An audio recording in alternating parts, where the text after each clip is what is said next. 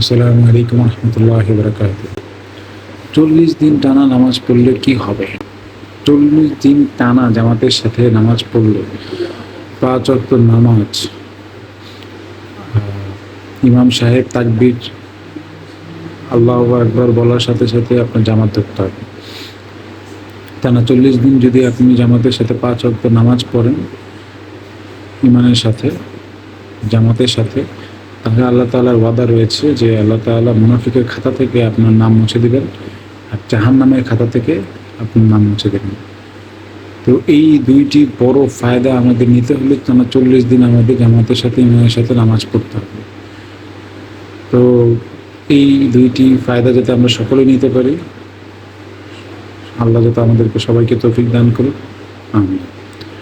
আর তাবলীগ যারা করে, যারা দিনের দাওয়াত দেন, তারা মাঝে মাঝে বরং চিল্লায় যাওয়ার কথা।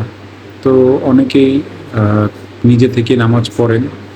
নিজে থেকে নামাজ পড়লেও আপনার টানা 40 দিন আপনার অনেক সময় হয়ে ওঠে না।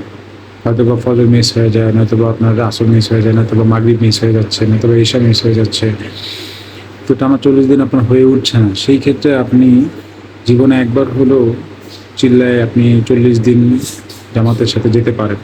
সেখানে গেলে হবে কি, আপনি মসজিদের মধ্যে থাকা হবে, দিনের দাওয়াতের কাজে থাকা হবে, মসজিদে খাবেন, ঘুমাবেন। তো 5 ওয়াক্ত নামাজ আপনার কোনোভাবেই মিস হবে না। এই ক্ষেত্রে আপনার জীবনে এই দুইটা বড় ফায়দা আপনি আল্লাহর কাছ থেকে পুরস্কার হিসেবে পেয়ে যেতে পারেন। সবাই ভালো থাকবেন, সকলের জন্য দোয়া করি, আমার জন্য সকলে দোয়া করবেন। আসসালামু আলাইকুম রহমতুল্লাহি ওয়া বারাকাতুহু।